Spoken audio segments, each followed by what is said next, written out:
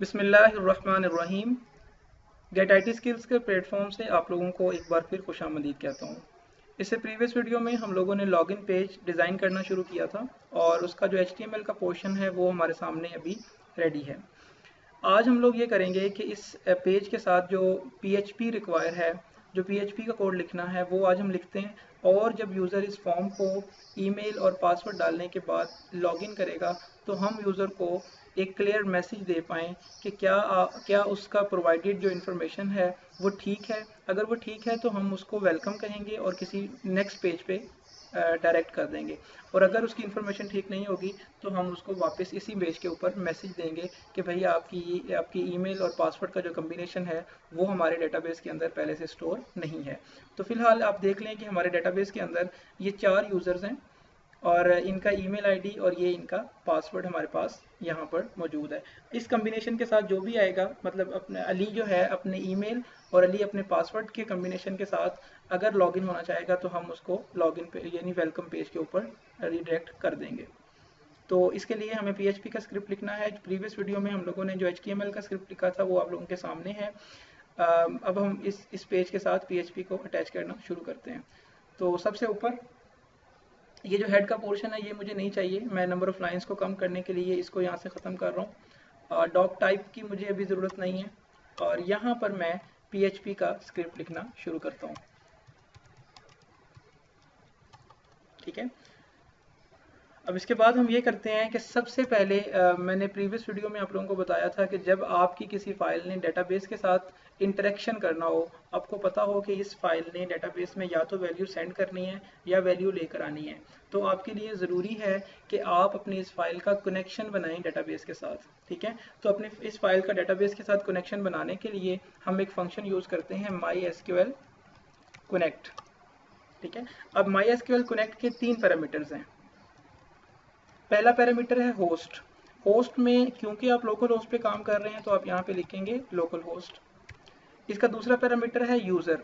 आपके जैम्प का या आपके PHP MyAdmin का जो यूज़र है आप उसको यहाँ पे लिखेंगे। बाय डिफ़ॉल्ट यूज़र रूट होता है तो हम रूट लिख देते हैं। थर्ड पैरामीटर है पासवर्ड। पासवर्ड अगर आपने रूट को कोई पासवर्ड असाइन किया हुआ है तो आप पासवर्ड लिखेंगे, अदरवाइज पासवर्ड लिखने की ज़रूरत नहीं है, इसको ब्लैंक रहने दें। सेमीकोलन लगाने के बाद नेक्स्ट लाइन जो ज़रूरी है वो है MySQL select DB। अब आपने ये बताना होता है कि ये जो हम फंक्शन परफॉर्म करने लगे हैं, यानी हमारी ये फाइल अब इन डेटाबेस के साथ किस डेटाबेस के साथ जाके अपना फंक्शन परफॉर्म करेगी। ठीक है, क्योंकि हमारे लोकल होस्ट के ऊपर PHP MyAdmin में बहुत सारे डेटाबेसेस होंगे, उनमें से किस डेटाबेस के ऊपर हमने फंक्शन परफॉर्म करने हैं उस डेटाबेस का नाम हम यहाँ पे लिख देंगे। तो इन 2 लाइनों की वजह से हमारा डेटाबेस के साथ कनेक्शन बन जाएगा। अब नेक्स्ट हमारा टारगेट ये है कि हमें इस फॉर्म से जो डाटा रिसीव हो रहा है ऊपर, ठीक है, इस फॉर्म से हमें डाटा रिसीव होगा, ईमेल इस फील्ड से ईमेल रिसीव होगी और इस फील्ड से हमें पासवर्ड रिसीव होगा। ठीक है, हम यहाँ पर उस पासवर्ड और ईमेल को रिसीव करते हैं। कैसे रिसीव करेंगे? इफ़ लगाएंगे और चेक करेंगे कि क्या ये फॉर्म सबमिट हुआ है। इफ़ इज सेट $_post और इन सिंगल कोट्स के अंदर हम उस बटन का नाम लिखेंगे जिसके क्लिक होने पर हमने कुछ फंक्शन परफॉर्म करने हैं।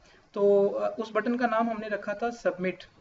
ठीक है, तो हम इस पोस्ट के अंदर लिख देंगे सबमिट। तो इस लाइन का सिंपल सा मतलब ये है कि जब भी सबमिट के ऊपर क्लिक हो तो हमने क्या करना है, इस इफ को रन करना है।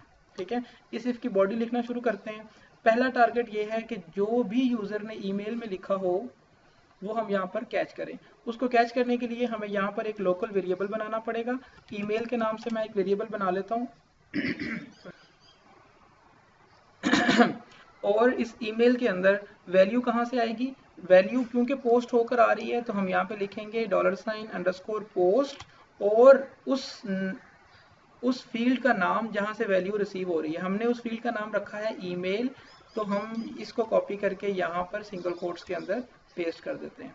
इसी तरह हम एक लोकल वेरिएबल बनाते हैं पासवर्ड के नाम से और उसमें भी वैल्यू कहाँ से नीचे से रिसीव कर रहे हैं, तो हम यहाँ पे इस तरह से लिखेंगे और वो वैल्यू हम कहाँ से रिसीव कर रहे हैं, यहाँ से। तो इसका जो नाम रखा था हमने पासवर्ड वो हम लोग यहाँ पे लिख देंगे। ठीक है, अब इतना करने के बाद हमारे पास ये तो श्योरिटी होगी कि ये जो 2 वैल्यूज़ यूज़र ने हमें इस फॉर्म में प्रोवाइड की हैं वो हमें यहाँ पर ऊपर रिसीव हो चुकी हैं। ठीक है।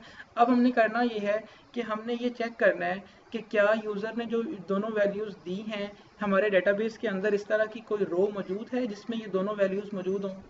ठीक है, मैं एक दफ़ा आपको डेटाबेस दिखा दूं कि अगर यूज़र लिखता है अपना ये ईमेल लिखता है ali@gmail.com लिखता है और अपना पासवर्ड लिखता है, ठीक है, तो हमारा टारगेट ये है कि हमने इस पूरे डेटाबेस के इस टेबल को प्रोसेस करना है और हमने वो रो ढूंढनी है, वो रो ढूंढनी है जिसके अंदर हमें ये कम्बिनेशन मिल जाएगा जो यूज़र ने हमें प्रोवाइड किया है। अगर यूज़र लिखता है umar@gmail.com और अपना पासवर्ड लिखता है तो भी हमारा टारगेट यही है कि हम उस रो को ढूंढें। अगर तो एक रो मिल जाए इस तरह की तो इसका मतलब ये है कि यूज़र पहले से हमारे डेटाबेस के अंदर मौजूद है। अगर अगर तो पहले से मौजूद नहीं होगा तो यकीनन हम उसको गाइड करेंगे कि आपका कम्बिनेशन जो आपने प्रोवाइड किया है वो ठीक नहीं है। तो यहाँ पर हमें सबसे पहले अब एक क्यूरी लगानी पड़ेगी। ठीक है, क्यूरी असल में हमारे लिए क्या करेगी, चेक करेगी कि यूज़र की जो प्रोवाइडेड इन्फॉर्मेशन है वो डेटाबेस में है या फिर नहीं है। तो इस दफ़ा हम एक वेरिएबल बनाते हैं क्यूरी के नाम से और PHP का एक फंक्शन यूज़ करते हैं MySQL क्यूरी के नाम से और इन पैरेंथेसिस के अंदर हम अपनी क्यूरी लिखते हैं। इस बार जो क्यूरी यूज़ होगी उसका नाम है सिलेक्ट। पहली दफ़ा जब हम डेटाबेस में डाटा इंसर्ट कर रहे थे तो उस क्यूरी का नाम था इंसर्ट। इस दफ़ा क्योंकि डेटाबेस से वैल्यू कुछ देखना चाह रहे हैं, चेक करना चाह रहे हैं, तो इस दफ़ा हम सेलेक्ट की क्यूरी यूज़ करेंगे। सबसे पहले हमने ये कीवर्ड लिखा सेलेक्ट और उसके बाद फिर हम बताते हैं कि क्या सेलेक्ट करना है। ठीक है, हम अगर एस्टेरिक्स लिख देंगे तो इसका मतलब होता है सब कुछ सिलेक्ट करना है।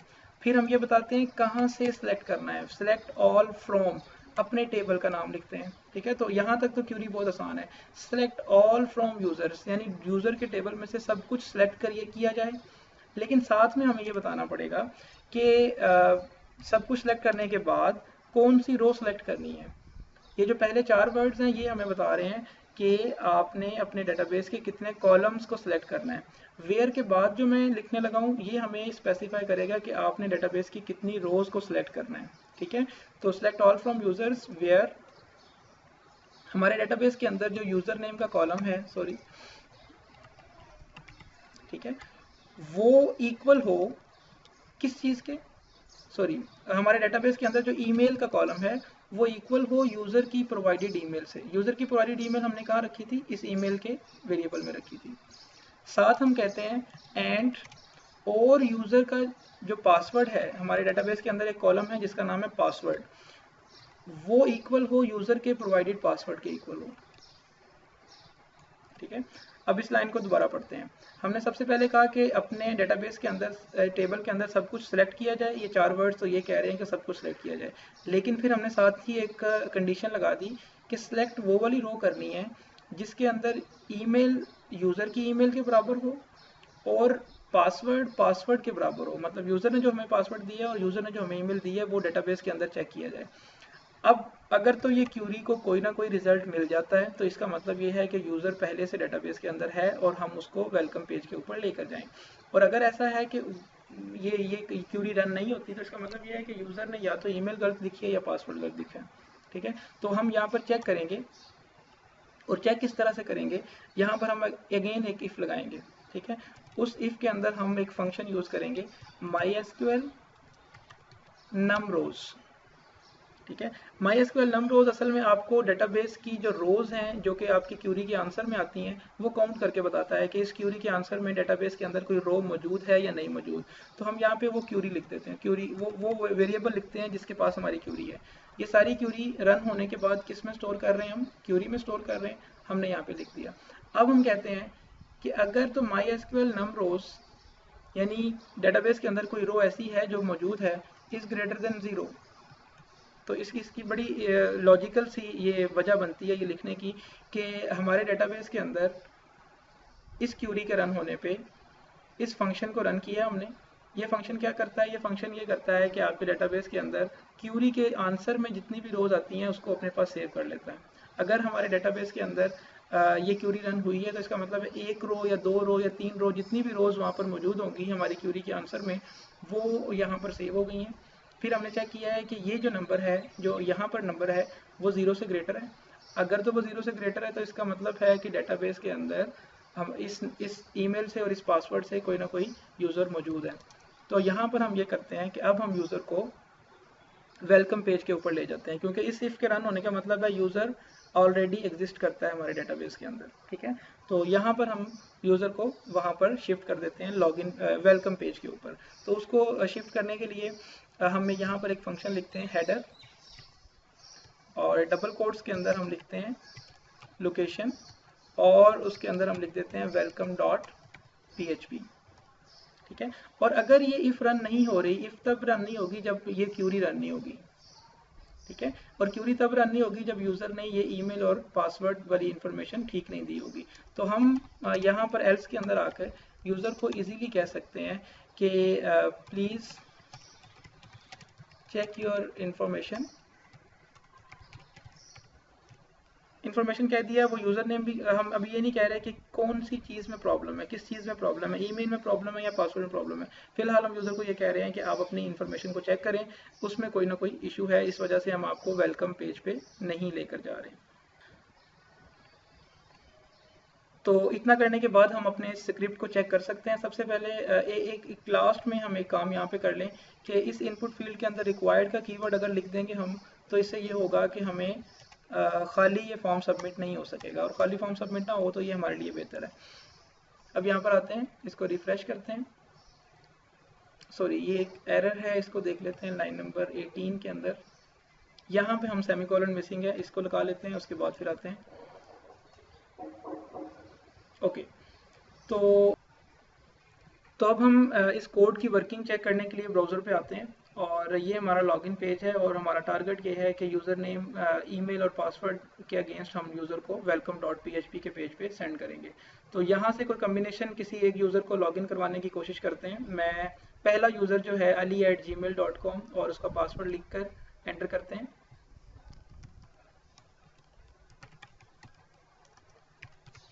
और पासवर्ड लिखते हैं इसका, और लॉगिन पे क्लिक करते हैं। तो क्योंकि हमारा कम्बिनेशन बिल्कुल ठीक है और ये कोड हमारा बिल्कुल ठीक काम कर रहा है, तो देखें हमारे पास ये जो हमारा पेज है, इसने हमें डायरेक्ट कर दिया किस पेज के ऊपर, welcome.php के ऊपर। welcome.php क्योंकि अभी तक हमने बनाया नहीं है, तो इसलिए एरर मिल रहा है ऑब्जेक्ट नॉट फाउंड। वैसे हमारा जो लॉगिन का पेज है वो बिल्कुल ठीक काम कर रहा है। अब हम वापस आते हैं, और यहाँ पर आके मैं रॉन्ग इन्फॉर्मेशन दे के चेक करता हूँ कि क्या ये कोड फिर भी काम कर रहा है। ali@gmail.com ठीक लिखते हैं, पासवर्ड में कुछ भी लिख देते हैं जो कि असल में इसका पासवर्ड नहीं है, और फिर लॉगिन पे क्लिक करते हैं। तो अब देखें, अब हमें एरर मिल रहा है, प्लीज़ चेक योर इंफॉर्मेशन। तो इस तरह से हम लोग PHP के अंदर लॉगिन पेज डिज़ाइन करते हैं।